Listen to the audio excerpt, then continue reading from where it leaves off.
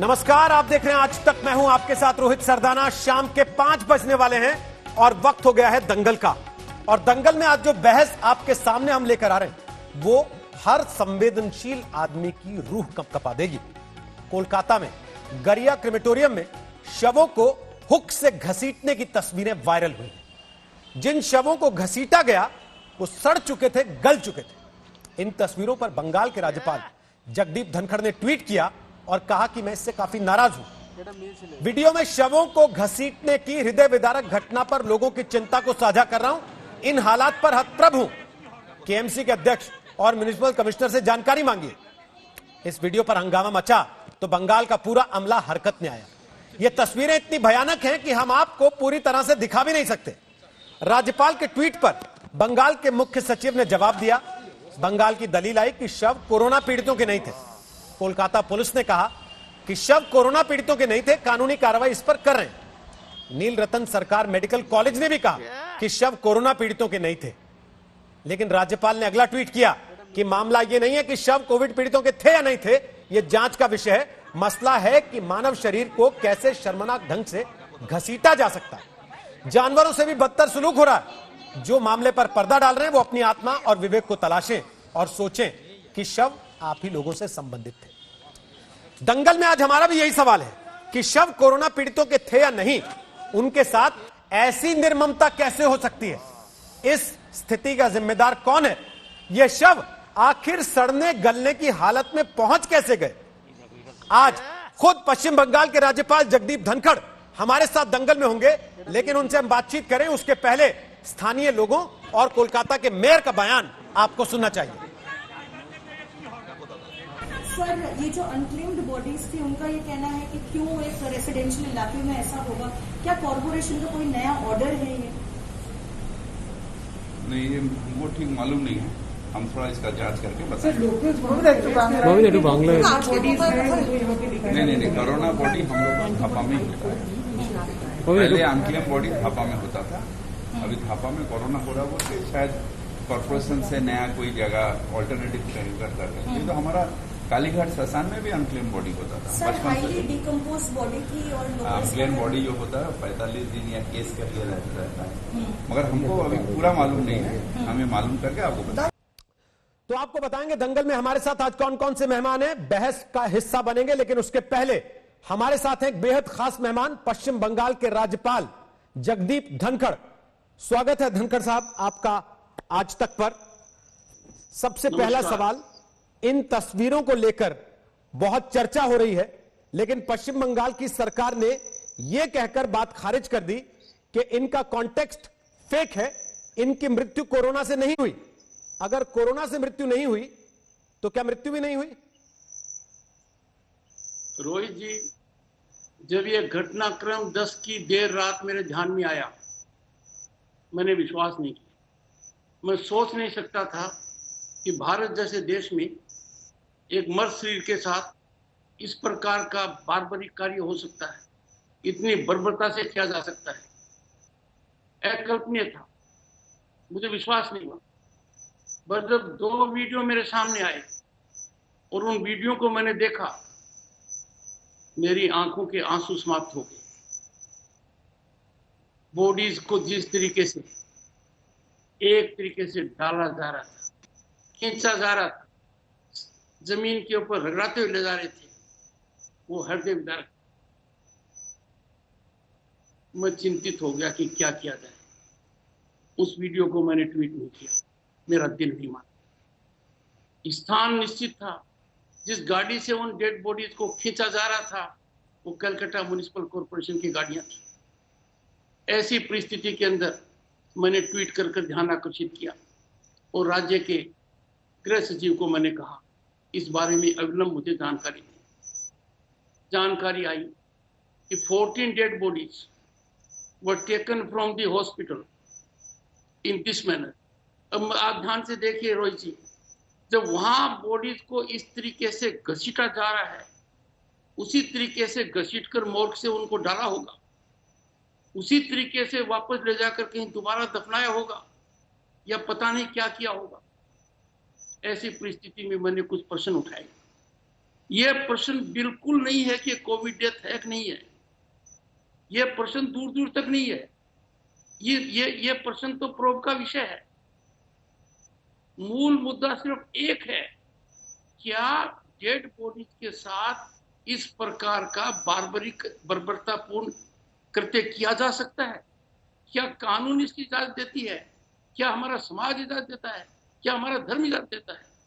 मैं इसलिए कह रहा हूं कि 29 मई को कलकत्ता म्युनिसिपल कॉर्पोरेशन ने इस स्थान को हिंदुओं के लिए रखा गया था। अब हालात ये देखिए, सरकार ने तुरंत कार्यवाही करते हुए कहा वीडियो फेक है। क्यों वीडियो फेक है? क्योंकि कोविड डेथ नहीं है। किसी ने यह दावा नहीं किया कि कोविड डेथ है। ये तो चर्चा और विवाद का विषय हो सकता है, पर इस बारे में कोई विवाद नहीं है इस वीडियो का, कि इस वीडियो में सच्चाई दिखाई गई है। सिर्फ सच्चाई दिखाई गई है। उस सच्चाई को किसी ने नहीं नकारा है। राज्य के गृह सचिव ने नहीं नकारा है।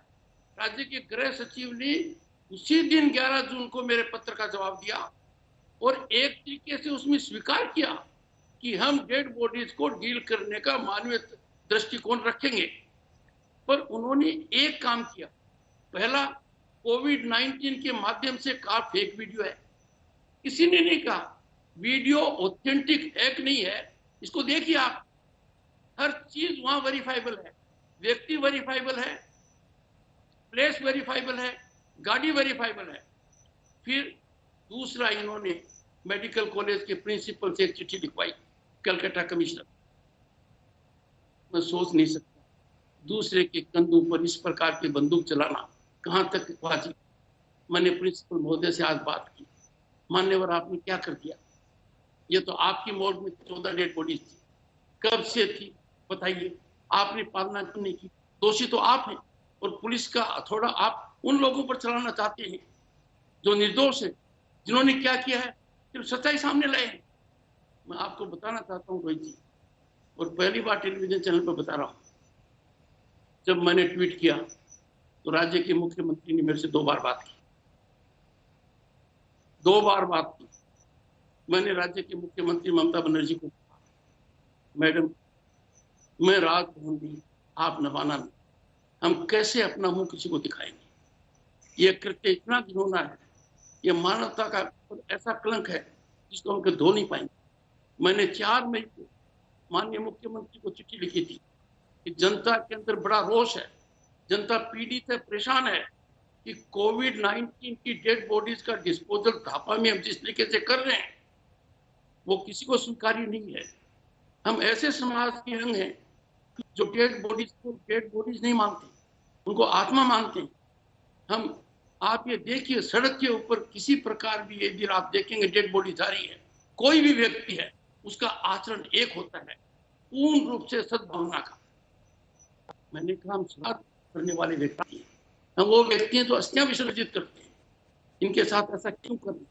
धीरे धीरे उन्होंने भापा के अंदर सुधार किया और कोविड-19 का प्रोटोकॉल अब 2-4 दिन में कुछ सुधारा है कि जिस परिवार का सदस्य कोविड-19 का शिकार हुआ है उसमें कुछ सुधार लाया जाए। जब ये हालात थोड़े हो रहे थे, अचानक ये स्थिति सामने आ।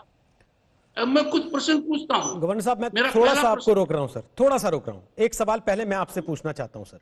मेरा सवाल यह है सर, इससे पहले कि आप अपने सवाल रखें, क्योंकि आपको तो टीवी की आवश्यकता नहीं, आप तो सीधे पश्चिम बंगाल के मुख्यमंत्री से भी सवाल पूछ सकते हैं। लेकिन यहां की जो परिस्थिति है वो मुझे ले जा रही है कुछ दिन पहले के आपके एक बयान पर। मुझे याद है इसी कार्यक्रम में आप पहले आए एक बार, और तब आपने कहा कि आरोप यह है कि पश्चिम बंगाल में कोविड डेथ्स कहीं ज्यादा हैं, आंकड़ा सार्वजनिक नहीं किया जा रहा है। अब जब ये तस्वीरें सामने आ रही हैं तो लोग दोनों बातों को जोड़ के देख रहे हैं, पर सच पता कैसे लगेगा? देखिए रोहित जी, मैं मेरी बात पर कायम हूं।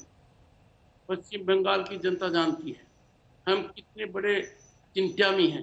We are virtually sitting on a volcano. 1 June के बाद निरंतरता से डेथ भी बढ़ रही है और कोविड पॉजिटिव भी बढ़ रहे हैं। मैंने एक प्रश्न 11 दिन से लगातार कर रहा हूं, राज्य में कितनी टेस्ट रिपोर्ट्स के रिजल्ट आने बाकी हैं?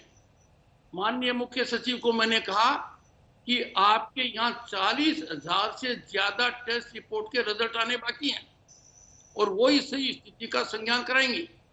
उन्होंने कहा 40,000 नहीं है, उन्होंने 25,000 के आसपास कहा। मैंने कहा नहीं, 40,000 में कम आंक रहा हूं। 11 दिन से मुझे इस बात का जवाब नहीं मिल रहा है कि राज्य सरकार मुझे ये बताए कि कितनी टेस्ट रिपोर्ट्स हैं जिनकी जांच का नतीजा अभी आना बाकी है। यदि अगर रिजल्ट रोहित जी डिले होता है, the very purpose is defeated.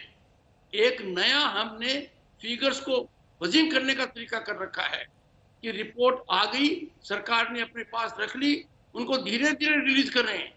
आप हेल्थ बुलेटिन को देखिए, कहते हैं हमने इतने सैंपल टेस्ट कराए। मैंने कहा ये नहीं क्यों नहीं बताते कि इतने सैंपल टेस्ट कराए तो इनका नतीजा कितनों का आया है। बड़ा भारी गैप है, दैट इज बीइंग डन।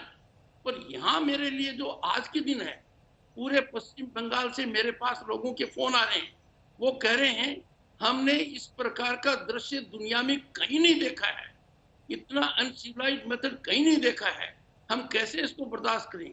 लोग फोन करते समय रो पड़ते हैं। मैं कहता हूं ये कौन 14 लोग हैं, क्या इनके नाम उनको नहीं पता है? ये अस्पताल में भर्ती हुए थे, इनको भर्ती कराते टाइम कोई लेकर आया होगा, किसी डॉक्टर ने इनका इलाज किया होगा। कितने दिन इलाज चला, किस डॉक्टर ने इलाज किया, इनके बेड टिकट पर क्या हुआ है, इनकी डेथ कब हुई है, इनको मॉर्ग में कब ले गए। अब कहते हैं 45 दिन तक वहीं थे। इन सबकी जानकारी होनी चाहिए। ये साधारण जानकारी है जो हर किसी को उपलब्ध होनी चाहिए। अब ऐसे 14 लोगों को आप अनआइडेंटिफाइड कैसे कह सकते हैं? सोचिए, अनक्लेम्ड कह सकते हैं, मैं मान सकता हूं, अनआइडेंटिफाइड तो नहीं कह सकते। हेल्थ बुलेटिन जारी हुई है हेल्थ डिपार्टमेंट की, कलकत्ता पुलिस ने जाहिर किया है, केवल अनक्लेम्ड अनआइडेंटिफाइड बॉडीज। रोहित जी, एक ही काम है छिपाने का कि जब भी कोई ऐसी बात आए, जब भी सरकार के सामने सच्चाई पेश करोगे, सरकार को आईना दिखाओगे, सरकार एक ही तरीके का रास्ता अपनाती है, पुलिस को आगे कर दो, पुलिस का थोड़ा उन पर चला दो, उनके खिलाफ मुकदमा कर दो, जो भी कर दिया गया है। ये दुर्भाग्यपूर्ण स्थिति है। पुलिस ये टोटली पॉलिटिसाइज्ड। सर, मुझे कहने में कोई संकोच नहीं है जी, वो एक राजनीतिक कार्यकर्ता की तरह काम कर रहे हैं, एक कैंपेन करते हैं वो। गवर्नर साहब, ये आरोप तो पश्चिम बंगाल की सरकार आप पर भी लगा देती है ना कि आप एक राजनीतिक कार्यकर्ता की तरह बर्ताव कर रहे हैं, क्योंकि बार बार आपकी तरफ से सवाल उठे हैं सरकार के तौर तरीकों को लेकर। आपके ट्विटर टाइमलाइन पर मैं कल से देख रहा हूं, लगातार आपने सीरीज ऑफ ट्वीट्स डाली है इस मामले को लेकर। खास तौर पर हो सकता है आप इससे बहुत आहत हैं, शायद इसलिए आपने लगातार एक के बाद एक ट्वीट किए। लेकिन एक राज्य का राज्यपाल अगर मीडिया और ह्यूमन राइट एक्टिविस्ट से यह उम्मीद करे कि भाई मैं तो कमजोर हूं, लेकिन आप लोग इस मामले में आवाज उठाओ, आपकी बातों से ऐसा प्रतीत क्यों हो रहा है? इसलिए हो रहा है कि बहुत लंबे समय से ह्यूमन राइट्स से संबंधित जो लोग हैं वो पश्चिम बंगाल पर ध्यान केंद्रित नहीं कर रहे हैं। ये दुर्भाग्यपूर्ण स्थिति। और यही बात मैं मीडिया के लिए भी कहूंगा, हाथ जोड़कर कहूंगा, विद अपोलॉजी कहूंगा, please understand the terrible mess in which we in West Bengal are on the point of media and human rights. आप कल्पना नहीं कर सकते। मैं आपसे सीधी एक बात कहता हूं, आप सोचिए, क्या दुनिया के किसी भी कोने में इस बात को बर्दाश्त किया जा सकता है कि ह्यूमन बॉडी के साथ इस प्रकार का कार्य किया जाए? मैंने कलकत्ता पुलिस के जो कमिश्नर हैं, कलकत्ता म्युनिसिपल कॉर्पोरेशन के, उनका दायित्व है, डिस्पोजल ऑफ बॉडीज में उनका रोल है, और जो चेयरपर्सन है फिराद हकीम, वो फिलहाल मंत्री भी हैं, दोनों को मैंने आज आदेश दिया कि इस वस्तु स्थिति का पूरा मामला मेरे समक्ष रखिए। आज उनका आया है कि हम आज नहीं कल रखेंगे। मैं मानकर चलता हूं रोहित जी, कल 11 बजे वो मेरे सामने रखेंगे। मैं उनको बताऊंगा, कलकत्ता म्युनिसिपल कॉर्पोरेशन में सीधा लिखा हुआ है कि आप डेड बॉडी का डिस्पोजल कैसे करोगे, कितनी संजीदगी से करोगे। एक एक प्रोविजन का 100% अवहेलना की गई, और अवहेलना भी किस तरीके से की गई है कि हम किसी को मुंह दिखाने लायक नहीं रहेंगे। माननीय मुख्यमंत्री जी को भी कहूंगा, मैं राजभवन में क्या कर रहा हूँ, आप नवान्ना में क्या कर रही है। जब इस प्रकार का कृत्य हमारे सामने हो रहा है, हम अंकुश लगाने की बजाय, सुधार लगाने की बजाय हम ये देख रहे हैं कि ये उजागर कैसे हो। अच्छी बात है उजागर हो गया, क्यों कि उजागर नहीं होता तो पता नहीं लगता।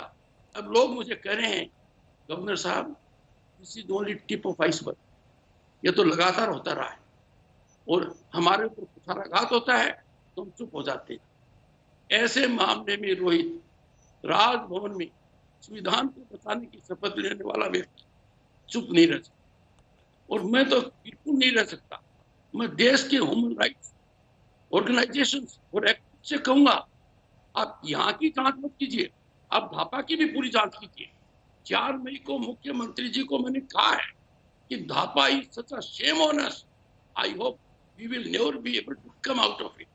वहां भी कोविड-19 डेथ बॉडीज को इतनी बर्बरता से डील विद किया गया है जिसकी आप कल्पना नहीं कर सकते।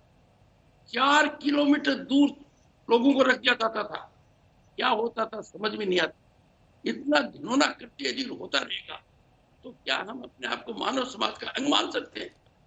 आखिरी सवाल सर मेरा, हमारे समाज में संस्कृति क्या है और दुनिया के हर समाज की संस्कृति वही है कि मर्द बॉडी के प्रति बड़ा भारी सम्मान रखा जाता है, इतना बड़ा सम्मान रखा जाता है जिसकी कल्पना कोई कर नहीं सकता है। सर श्राद्ध करने वाले व्यक्ति हैं, लेकिन अस्थियां विसर्जित करते हैं, नहीं लेकिन सर कम रखते हैं, आप ही की बातों में ये भी नहीं पता लगे कि वो 14 कौन है। आप ही की बातों में सर नाम डिक्लेयर नहीं कर पाए, मैंने आग्रह किया है जी, ये नहीं डिक्लेयर कर पाए हैं उनकी डेथ कब हुई, ठीक, ये नहीं डिक्लेयर कर पाए हैं हॉस्पिटल में एडमिशन कब हुआ।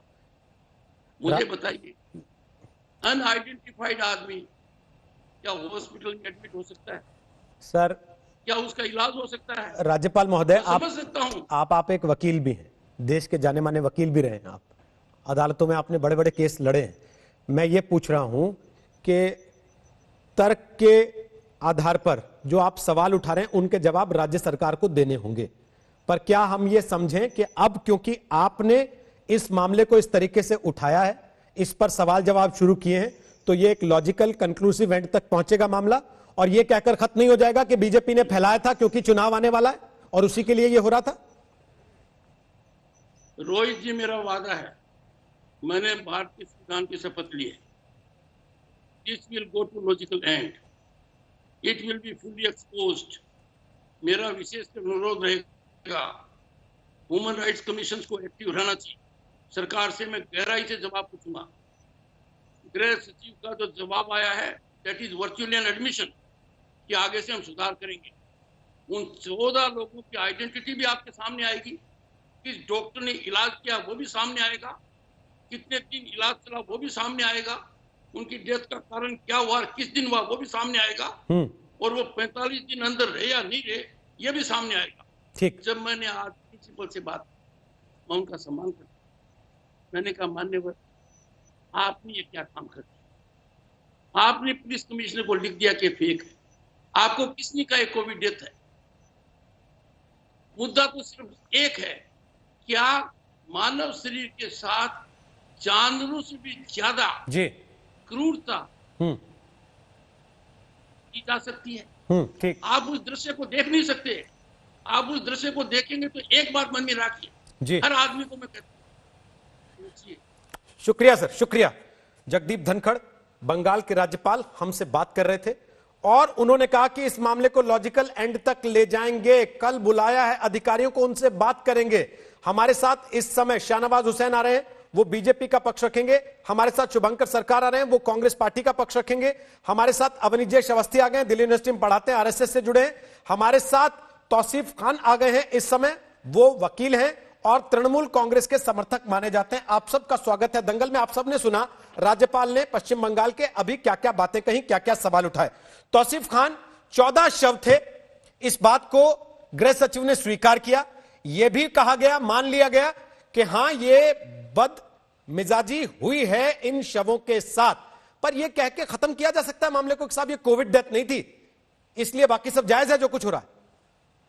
नहीं, अगर ऐसी कोताही कहीं पे होती है अथॉरिटीज से तो उसके खिलाफ स्ट्रिक्ट एक्शन लेना चाहिए, क्योंकि जो भी रूल्स है उसको फॉलो करना चाहिए, चाहे वो 1 शव हो चाहे वो 14 शव हो। जैसे एक और न्यूज, नेशनल न्यूज रहा है कि यूपी के गवर्नमेंट ऑफिस के सामने एक किसी का मौत हो गया तो उसको गार्बेज वैन में उठाया गया, तो वो एक ही शव था। तो चाहे वो एक हो, चाहे वो हमारे अभी जो इस वीडियो की बात हो रही है कि 14 शव थे, तो चाहे कहीं पे भी अगर कोई अथॉरिटीज के थ्रू कोई कोताही होती है, कहीं रूल्स को फॉलो नहीं किया जाता है, तो उसको ऊपर बिल्कुल स्ट्रिक्ट एक्शन लेना चाहिए हर लिहाज से। लेकिन इस पे कोई राजनीति नहीं होना चाहिए। एक बात बताएंगे, आपने बहुत अच्छी बात कही कि इस पे राजनीति नहीं होनी चाहिए, लेकिन आपको लगता नहीं कि अभी जिस तरीके से आपने उसको बैलेंस करने की कोशिश की, जिसको मंकी बैलेंसिंग कहते हैं, कि मेरे यहाँ 14 मरे तो उनके यहां भी तो एक कूड़े की गाड़ी में उठा के रख के ले जाया जा रहा था, वहीं से राजनीति शुरू हो जाती है।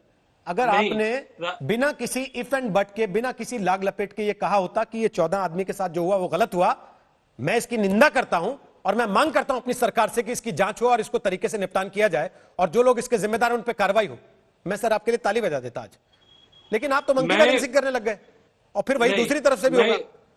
नहीं, देखिए, मैं मंकी बैलेंसिंग की बात नहीं कर रहा, आपके हर एक बात से मैं सहमत रहता हूं, लेकिन आप दूसरी पहलू मुझे आपको यह दिखाना था कि इस बात को डेड बॉडी पे कम से कम, चाहे वो छोटा कोई कर्मचारी हो, चाहे वो बड़ा चीफ मिनिस्टर हो, गवर्नर हो, प्राइम मिनिस्टर हो, किसी को भी शव पे, डेड बॉडीज पे पॉलिटिक्स नहीं करना चाहिए। सर इसमें पॉलिटिक्स कहां है? ये तो सवाल है सीधा सीधा कि भाई ये 14 बॉडीज को इस तरीके से, आप पहले बाकी सब भूल जाइए कि आप किसी राजनीतिक पार्टी के हैं या आप शाहनवाज हुसैन के साथ डिबेट में बैठे हैं जहां आपको उनकी काट करनी है और उनको आपकी काट करनी है। आप सामान्यतः एक बंगाल के नागरिक के तौर पे, एक ह्यूमन राइट एक्टिविस्ट के तौर पे, क्योंकि आप हैं इसलिए पूछ रहा हूं, आप इसको जायज मानेंगे जिस तरीके से लाशों को घसीट के ले जाया जा रहा है?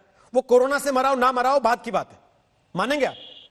नहीं, ये बिल्कुल भी जायज नहीं है। आपको बुरा नहीं लग रहा? रूल्स है, रूल्स में बिल्कुल बहुत बुरा लग रहा है कि इस तरीके से किसी भी तरह का कोताही नहीं चलेगा, चाहे वो चाहे वो हॉस्पिटल का कर्मचारी हो, चाहे वो कॉर्पोरेशन का कर्मचारी हो, इसमें कोताही बर्दाश्त नहीं होगी। जो रूल्स है, जो तरीका है, जो सम्मान के साथ में, चाहे वो अनक्लेम्ड बॉडी हो, चाहे वो अनआइडेंटिफाइड बॉडी हो, जो भी उसका तरीका, देखिए कहीं पे रूल में तो ये नहीं लिखा हुआ होगा जिस तरीके से वीडियो में दिखाया गया है, तो फिर जो रूल्स है उसको फॉलो करना चाहिए। लेकिन इसमें मैं एक बात आपको गवर्नर बात कह रहे थे करना चाहूंगा कि हमारे यहाँ एक छोटी सी सड़क पर अगर कोई शव यात्रा जा रही हो तो लोग रुक जाते हैं, खड़े हो जाते हैं, सम्मान स्वरूप इंतजार करते हैं वो शव यात्रा गुजर जाए तो उसके बाद हम यहां से जाएंगे। आपको लगता है सर अंतिम संस्कार के लिए किसी के कोई रूल बुक बनाने की जरूरत है हमारे देश में, कि वहां लिखा जाएगा कि कानून ऐसा कहता है कि इसकी बॉडी को ऐसे लेके जाना और ऐसे निपटान करना इसका, या ऐसे संस्कार करना? नहीं, उसके लिए कानून चाहिए क्या? देखिए रूल बुक दोनों होते हैं, रिटेन एंड अनरिटेन। जिसकी बात आप कर रहे हैं कि रास्ते में हम लोग रुक जाते हैं, मैं भी रुक जाता हूं, आपके साथ में भी ऐसा होगा तो आप भी खड़े हो जाते हैं, लेकिन ये हमारा अनरिटेन रूल है जो हम फॉलो करते हैं, मैं उसी की बात कर रहा हूं। देखिए, मैं इसमें एक बात जरूर आपको बिल्कुल पॉइंट आउट करना चाहूंगा कि आप कोलकाता पुलिस के ट्वीट्स को अगर आप फॉलो करेंगे पिछले 1 महीने तक, तो आपको हर 1-2 दिन के बाद में ऐसा एक ट्वीट कोलकाता पुलिस से मिलेगा जहां पे वो कह रहे हैं कि भाई ये एक फेक वीडियो था या ये एक फेक न्यूज फैलाया गया है, कोलकाता पुलिस इस पे एक्शन लेगी या बंगाल पुलिस इस पे एक्शन लेगी। अभी तो जैसे इस वीडियो के बारे में था, आप इससे सिर्फ 1 दिन पहले चलाइए, 1 दिन पहले का कोलकाता पुलिस का ट्वीट है, अमित मालविया ने एक ट्वीट किया था जिसको लेकर के कोलकाता पुलिस ने कहा कि information shared in this tweet is incorrect and complete distortion of facts. हम थोड़ी ना आपको रोक रहे हैं, आपकी पुलिस को अधिकार है, नोटिस देके बुलाइए, उनसे पूछताछ कीजिए। 50 राज्यों की, कितने राज्यों की पुलिस जो है वो कितने लोगों से बुला के पूछताछ कर रही है, सब लोगों को नोटिस जा ही रहे हैं, उनको भी बुला लीजिए। पर यह कह के इस बात के वजन को कम नहीं कर सकते ना आपकी। कल उन्होंने एक फेक ट्वीट किया था तो आज जो वीडियो है वो भी फेक हो गया, क्योंकि जो चिट्ठी लिखी गई कॉलेज के प्रिंसिपल की तरफ से, उन्होंने बड़े गोल मोल तरीके से उसमें लिख दिया इसका कॉन्टेक्स्ट फेक है। अब वीडियो को फेक नहीं कह सके क्योंकि उसमें सब कुछ दिख रहा है, तो इसका कॉन्टेक्स्ट फेक है। सर 14 लोग मर गए, किसी को कोई शर्म भी नहीं आ रही, और सरकार तो मानती नहीं कि राज्य में कोई अव्यवस्था हो रही है, उनके हिसाब से तो सब बढ़िया चल रहा है। नहीं, ये ऐसा इसलिए बोला गया, क्लैरिफिकेशन इसलिए दिया गया क्योंकि फेसबुक में ये फटाफट वीडियो शेयर हो जाते हैं और खुद अमित शाह जी ने माना है कि वो आप इस समय फेसबुक पे वायरल करवा सकते हैं। मानते हैं ना इस बात को? तौसीफ कोलकाता पुलिस ने फेसबुक और फेसबुक पे कोई आपकी राय लेने आता भी नहीं पलट के। ये टीवी है जिसमें आपको मैं सामने लेके बैठा हूं, तस्वीर आपके सामने चल रही है। आपके पहले राज्य का जो पहला नागरिक होता है राज्यपाल, उससे बैठ के मैं 5-6-7 सवाल पूछ चुका हूं, उसके बाद आपके पास आया हूं। तो इसकी तुलना इस बात से करना कि फेसबुक में ऐसा चलता है, ट्विटर में ऐसा चलता है, सर उसको छोड़ के यहां की बात करें ना। यहां तो मैं आपके सामने तथ्य रख रहा हूं, सरकार के जितने लोग हैं उन्होंने जो चिट्ठियां लिखी, जो गृह सचिव ने जवाब दिया, उसके आधार पर आपसे पूछ रहा हूं। मैं केवल ये पूछ रहा हूं, इसमें जस्टिफिकेशन क्यों कि यूपी में ऐसा हुआ था नहीं, तो यहां भी ऐसा हो रहा है? जस्टिफिकेशन नहीं, देखिए जस्टिफिकेशन नहीं दे रहा हूं। जो कोलकाता पुलिस ने ट्वीट किया है मैं उसी की बात आपको बता रहा हूं कि उसमें उन्होंने जिस पिक्चर को साथ में ये ट्वीट किया है, जिसके रिप्लाई में उन्होंने बताया कि ये फेक न्यूज है, वो एक फेसबुक का पोस्ट है, क्योंकि ये वहां से वायरल होना स्टार्ट होता है और इसलिए हमें फेक न्यूज को कंट्रोल करना सर, भी हम जरूरी है। जांच पड़ताल के बाद ही कोई खबर दिखाते हैं, पहली बात। जी हाँ। दूसरी बात, तथ्यों में कोई चूक ना हो उसकी पूरी हमारी कोशिश रहती है और हम दुरुस्त होने के बाद ही चीजों को सामने लेकर आते हैं। अभी भी मैंने जितनी बातें रही आपके सामने रखी है, मैं दावे के साथ कह सकता हूं सारी तथ्यों की कसौटी पे खरी उतरती हैं, इसलिए हमने आपके सामने रखी है, वरना हम इस चर्चा को करते ही नहीं आपके साथ। जब तक जांच नहीं लेते तब तक सामने नहीं लाते। इसलिए कहीं कोई तीसरा आदमी जांच नहीं पाया, कहीं किसी तीसरे आदमी ने गलत कर दिया, कहीं किसी तीसरे आदमी ने झूठी बात उसके साथ जोड़ दी, उसको लेके यहां अपनी बातों को जस्टिफाई करने का क्या मतलब है सर? नहीं तो इसीलिए तो एनआरसी हॉस्पिटल को और कोलकाता कॉर्पोरेशन के जो एडमिनिस्ट्रेटर है उन्होंने भी स्टेटमेंट दिया है कि ये बॉडीज हैं, उनको आइडेंटिफाई किया, अनआइडेंटिफाइड है, अनक्लेम्ड बॉडीज हैं। और हाँ, इस पे जो है बिल्कुल मैं आपसे पूरी सहमत रखता हूं, मैं राज्यपाल जी से सहमत रखता हूं कि कहीं पे भी जिसकी कोताही है, जो रिस्पॉन्सिबल है, उसके खिलाफ स्ट्रिक्ट एक्शन लेना चाहिए। लेकिन साथ ही साथ मैं ये अपील करूंगा सारे लोगों से कि ऐसे ऐसे मामला में कुछ मिर्च मसाला जोड़ करके इस पे जो है एक पॉलिटिक्स नहीं करना चाहिए। अभी हम लोग एक इमरजेंसी के दौर से गुजर रहे हैं। अभी तो आपके अलावा कोई बोला भी नहीं, तो पता नहीं क्यों आपको बू आ रही है कि इसमें पॉलिटिक्स हो जाएगी या हो रही है। बहरहाल आपने जो बात कही कि इस पर कार्रवाई होनी चाहिए, उससे आगे बढ़ाते हुए शुभंकर सरकार, शाहनवाज हुसैन और अवनीजेश अवस्थी, तीनों के पास एक एक करके आ रहा हूं। शुभंकर सरकार, आपने भी तस्वीरें देखी होंगी, जब कोलकाता कॉलेज के प्रिंसिपल ने ये एक लाइन लिख दी कि इसका कॉन्टेक्स्ट फेक है, तो क्या ये मामला वहीं खत्म हो जाना चाहिए या ये सवाल उठाना जरूरी है जो राज्यपाल ने उठाया कि भाई इन शवों के साथ इतनी नाइंसाफी, इतनी बेदर्दी क्यों कर रहे हो? और क्या आपको उनकी बात में दम लगता है जब वो आरोप लगाते हैं कि जानबूझ के टेस्टिंग के रिजल्ट्स स्लो किए जा रहे हैं ताकि मामले पूरे सामने ना आ पाए और आंकड़ा कम दिखे? शुभंकर जी। देखिए, पहला तो एक चीज मैं बताना चाहता हूं, जे मामला गंभीर है, हम लोग इंसान हैं, आप लोग सीरियस सोचे, इसलिए तो ये प्रोग्राम बना रहे हैं। मैं सोचता हूं right to dignified burial and death, हम लोग जो इंसान है, कोई जात का हो सकता है, धर्म का हो सकता है, हम कोई एक नागरिक का हैसियत से हम लोग को सबसे जो होना चाहिए, कोई देहांत होने का बाद सम्मान पूर्वक उसको सत्कार होना चाहिए, कबर होना चाहिए, जो हमारा देश का नियम है, कानून है, उसका मुताबिक। ये जब नहीं हुआ, इसका विरोध में कार्रवाई होना चाहिए। जो इंसिडेंट हुआ, मैं आपको बताना चाहता हूं, ये कोविड जो इंसिडेंट है सारा देश में, हम लोग जानते हैं वर्ल्ड में इसका असर क्या है। मैं पहला बताना चाहता हूं, देश में कोई सरकार, केंद्रीय सरकार बोल के कोई चीज है मेरा नहीं लग रहा है। स्टेट में जो स्टेट गवर्नमेंट है, आप सोचिए अनप्लान लॉकडाउन, उसका नतीजा आज हर स्टेट आज सफर कर रहा है। मैं जानना चाहता हूं राज्यपाल, मैं तो सुना था बीजेपी का एक स्पोक्स पर्सन रहेगा, आज सुनने के बाद मेरा लग रहा है राज्यपाल क्यों इतना ट्वीट करेगा? राज्यपाल कॉन्स्टिट्यूशनल हेड, उनका एक्शन चाहिए। क्या क्या एक्शन कर रहा है? वो तो बीजेपी पार्टी ऑफिस चलाने का बात कर रहा है। मैं ये नहीं चाहता हूं, राज्यपाल एक गरिमा का बात होता है, क्यों नहीं उन्होंने पहला दिन से इतना लड़ाई किया, कभी दोस्ती बनाया। इसका कारण ये की है जे Rajbhavan now running as a BJP office. What is this? ऐसा स्थिति, ऐसा इंसिडेंट का बाद राज्यपाल खामोश क्यों है? आपने उनको पूछा है आपको सिद्धांत लेना है, राज्यपाल लॉजिक देने का नहीं है। आपको मैं बता रहा हूँ, राज्यपाल लॉजिक देने का भाई है नहीं है। I am a citizen of India, Bengal का एक नागरिक है। मैं जानना चाहता हूँ ऐसा क्यों हो रहा है? He is a part of the government. Shubhankar साहब, व्हाट इज दिस? मैं एक सवाल पूछना चाह रहा हूँ, रनिंग दिस कंट्री। हमने आज अमित शाह जी ने आके आज इधर क्या बोल रहा है? चुनाव का बात कर रहा है। शुभंकर जी, मेरी आवाज आ रही है? मेरी आवाज आ रही है? क्या मेरी आवाज आ रही है? मेरा एक सवाल है सर, हमने गलती से तो आपको कांग्रेस नहीं लिख दिया, तृणमूल कांग्रेस तो नहीं लिखना था आपके नाम के आगे, क्योंकि ममता जी से तो आपका सवाल ही नहीं है। ममता जी से तो आपका सवाल ही नहीं है। आप राज्यपाल, अगर आपसे, अच्छा, आपसे जो भी सवाल, आपको जिसकी बात पसंद नहीं आया आप उसको दूसरी पार्टी कह देंगे। अभी राज्यपाल बीजेपी था, अब मैं बीजेपी हूं, थोड़ी देर में आप किसी और को बीजेपी कहने लगेंगे सर। मैं आपसे पूछ रहा हूं, आपका सवाल पूरा राज्यपाल के ऊपर रहा। आपको क्या नहीं लगता कि राज्य सरकार की इसमें कोई जिम्मेदारी है? अरे भाई साहब, राज्य सरकार को क्लीन चिट है, रोहित जी, राज्य सरकार को क्लीन चिट है। Modi and Amit Shah total entire country को डिजास्टर कर दिया, और बंगाल में वो भी तृणमूल कांग्रेस डिजास्टर कर दिया। I am not the representative of Trinamool Congress. I am the Congress representative. Okay. I am telling you. Okay sir, Hindi में बता जगह दीजिए। में कोई गलत होगा, मैं उसका विरोध में बताऊंगा। ठीक है सर। आप रोहित जी, आपको इम्पार्शियल रहना चाहिए। Okay sir. आप इम्पार्शियल नहीं होगा। ओके देश सर। का जो देश का सबसे बड़ा माध्यम है मीडिया, मीडिया शुभंकर जी, मुझे अच्छा लगता कि बंगाल में जो लगातार आरोप लगते हैं मीडिया का गला दबाने के, वहां भी आप थोड़ा सा खुल के खड़े होते बंगाल की मीडिया के साथ, तो हमें भी अच्छा लगता है। कोई बात नहीं सर, हम लोग खड़ा होता आपका है चॉइस है सर, मीडिया के लिए, हम लोग आपका चॉइस है सर, कोई बात नहीं, मैं कोई दबाव नहीं डाल रहा हूँ मीडिया के लिए हम लोग खड़ा होता है। नहीं, आपकी चॉइस है सर, मैं कोई दबाव नहीं डाल रहा हूँ सर, कोई बात नहीं। अरे सर प्लीज, अभी ना आज मीडिया पे बहस नहीं है, आज इस बात पे बहस है सर कि 14 लोगों की लाशें मिली, उनको जिस तरीके से घसीट के ले जाया गया, क्या उनके साथ सही तरीके से बर्ताव हुआ? आज का विषय सर ये है। शाहनवाज हुसैन, उनका आरोप यह है कि राज्यपाल बीजेपी के नेता और कार्यकर्ता की तरह बर्ताव कर रहे हैं।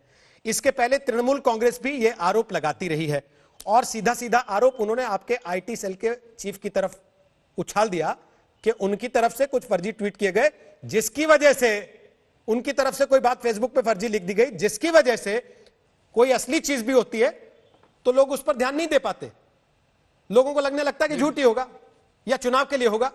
शाहनवाज जी बोलिए। देखिए रोहित जी, न्यूज चैनल के नाते ही आपका अधिकार है कि आप हेड ऑफ स्टेट को बुलाएं। अगर आप ममता बनर्जी को भी बुलाते हो और तृणमूल कांग्रेस के 2 प्रवक्ता आपने बैठाए हैं और ममता जी भी आती हैं, तो मुझे क्या एतराज होता है? आपका पूरा अधिकार है। और महामहिम राज्यपाल को बुलाया, उन्होंने जो बातें कही हैं वो बड़ी प्रामाणिकता से कही। वो हेड ऑफ गवर्नमेंट हैं, उनके अंदर दर्द है। आपने जिसने आज भी, दादा शांति रखिए, शांत हो जाइए दादा, शांत हो जाइए। मैं कह रहा हूं कि जिस तरह आपने व्यक्ति पे नहीं किया, आपने इंसानियत पे हमला किया। कोई इंसान इस तरह की हरकत नहीं कर सकता। जिस तरह की ममता बनर्जी की सरकार ने जो हरकत की है, उसकी पूरे दुनिया में भारत की बदनामी हुई है। आप इंसान को इंसान नहीं समझते। आप, ये पार्टी का सवाल नहीं है, ये इंसानियत का सवाल है। और मैं आपको बता दूं कि जिस तरह की हरकत की है, आपको इंसानियत माफ नहीं करेगी। ममता बनर्जी को अगर थोड़ी सी भी दिल में, अरे इनको शांत कीजिए जनाब सर, मैं रिक्वेस्ट कर रहा हूँ शुभंकर जी, शांत हो जाए। देखिए आपने अपना वक्तव्य दिया। शुभंकर जी, शुभंकर जी, आपने अपना वक्तव्य दिया। पहली बार मिले हैं, कोई नहीं, कांग्रेस की है ना। आप जब वो बोल रहे हैं तो आप भी सुन लीजिए, फिर मैं आपके पास आऊंगा, आपको उनसे जो सवाल पूछना और जो आरोप लगाना वो लगा दीजिएगा। आपने तो राज्यपाल को भी उनके दफ्तर का कार्यकर्ता बताया, वो सुने, उसके बाद ही आपके पास बोल रहे हैं ना सर। वो बारी बारी से बोलते हैं, अच्छा लगता है सुनने वाले को भी, देखने वाले को भी। ठीक है, ओके, थैंक यू। प्लीज अभी अवनीश जी के पास जाऊंगा, शाहनवाज के बाद फिर वापस आपके और तौसीफ के पास आऊंगा। शाहनवाज पूरा कीजिए, फिर अवनीश जी आपके पास आऊंगा। देखिए मैं ये कह रहा हूँ रोहित जी, आपने महामहिम राज्यपाल को बुलाया, वो आपके निमंत्रण पर आए और उन्होंने अपनी बात रखी। पार्टी की तरफ से मैं आया हूं इनसे डिबेट करने। ये सही है कि शुभंकर जी जब बोल रहे थे, मुझे माफ कर देंगे, मैंने समझा शायद तृणमूल कांग्रेस के कोई प्रवक्ता हैं, क्योंकि अधीर रंजन चौधरी जिस तरह की आवाज उठाते हैं वैसी आवाज इन्होंने नहीं उठाई। इन्होंने तो ममता जी को बेल आउट करने का काम किया, जबकि कांग्रेस के लोगों ने भी इस पे एतराज किया है। कोई भी इंसान होगा रोहित जी, आप पत्रकार हैं, मैं राजनीति में हूं, हर किसी का दिल दुखता है ये देख के किस तरह इंसानियत के साथ ये हालत की है। दुनिया में इसकी मिसाल नहीं है। ममता जी को तो तुरंत त्यागपत्र देना चाहिए। अगर उनके मन में दर्द होगा, वो बंगाली मानुष है। जब वो चुनाव जीत कर आई थी तो कहा था माँ माटी मानुष, क्या ये माँ माटी मानुष के साथ इस तरह का व्यवहार हो सकता है? सुनिए ना, वो कोरोना की लड़ाई को कमजोर कर रही है। त्यागपत्र मांग चुके हैं। ये आरोप क्या आपके ऊपर पहली बार नहीं लगा ना, ये भी 150वीं बार लगा कि राज्यपाल आपके बेहस पे जानबूझ के सरकार को कान उमेटते हैं बार बार, क्योंकि मौसम चुनाव। जनाब रोहित जी, मैंने आप राज्यपाल सुप्रीम कोर्ट के बड़े वकील रहे हैं। वो जब आपके चैनल पर आए, आपने भी कोई ये नहीं रखा कि वो महामहिम राज्यपाल हैं। आपने पूरी ताकत से जो मीडिया के सवाल हैं, आपने पूरी मजबूती से उनसे पूछे और ये सवाल जो आप मुझसे पूछ रहे हैं, ये मैंने देखा आपने उनसे भी पूछा, क्या राज्यपाल होने के नाते अगर आप भी महामहिम राज्यपाल होते रोहित जी बंगाल के, तो क्या आपके दिल में दर्द नहीं होता? किसी इंसान को दर्द नहीं होता? क्या हरकत हुई है, किस तरह इंसानियत को शर्मसार किया बंगाल की सरकार ने।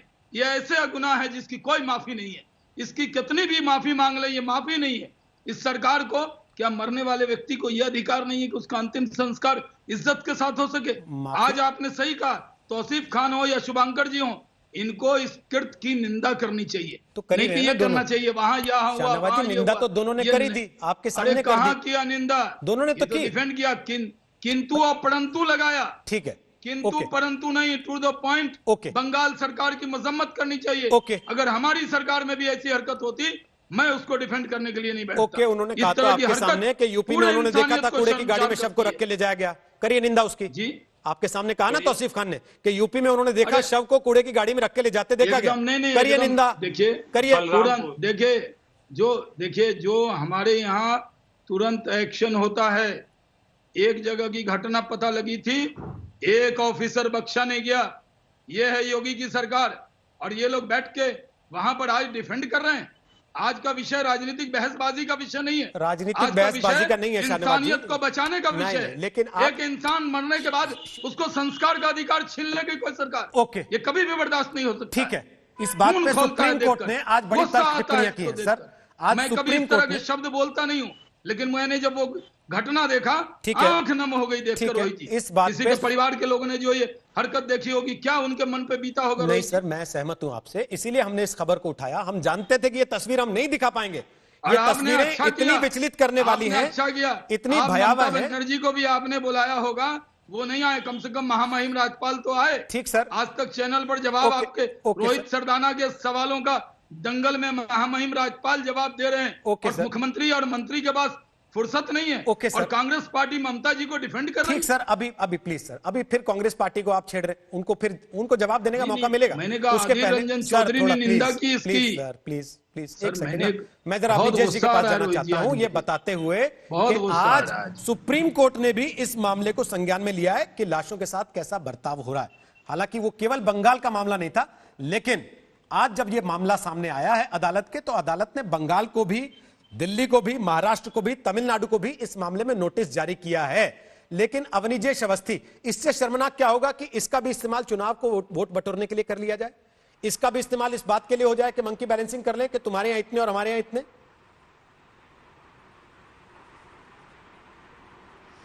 रोहित, बड़ी साफ सी बात यह है कि आप जिन तस्वीरों के बारे में कैप्शन ये देते हैं कि ये तस्वीर हम आपको दिखा भी नहीं सकते हैं, विचलित कर सकती हैं, ऐसी तस्वीरों को देखने के बाद, ऐसी घटना के बाद अगर निहायत संवेदनहीन व्यक्ति की भी संवेदना जग जाती है। राज्यपाल सिर्फ राज्यपाल नहीं है, वो प्रथम नागरिक भी है। एक नागरिक के नाते भी कोई ये मांग कर सकता है कि ऐसी घटनाएं क्यों हो रही हैं, और उसके बावजूद पूरी तरह से कांग्रेस के प्रवक्ता या शुभंकर सरकार पता नहीं क्या क्या क्या क्या क्या क्या बोलते रहे।